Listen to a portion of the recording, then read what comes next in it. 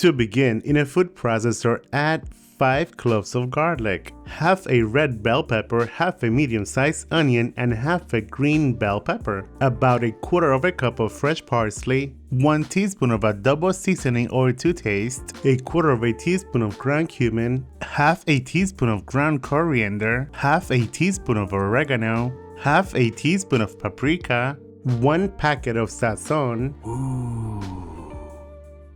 the juice of 1 lemon, and freshly ground black pepper to taste. Then go ahead and process. It doesn't have to be totally smooth. It's okay if it's a little bit chunky.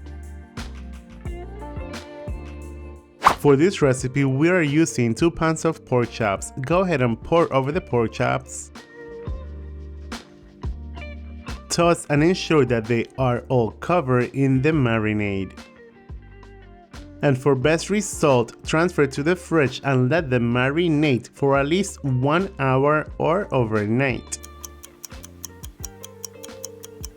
Now, in a large skillet over medium-high heat, add a couple of tablespoons of olive oil, followed by 1 tablespoon of granulated sugar. Let the sugar turn brown. Once the sugar begins to burn, add the pork chops into the skillet. Sear the pork chops for about 5 minutes per side. Then add 2 cups of water and bring the water to a simmer. Once it comes to a simmer, reduce the heat to medium-low. Continue simmering on medium-low for about 35 to 40 minutes. And as they simmer, add 1 tablespoon of tomato paste.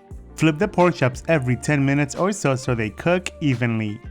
And after simmering for about 40 minutes, remove from the heat and serve. You may serve with rice, potatoes, or anything you want. I am pretty sure that now you are ready to eat.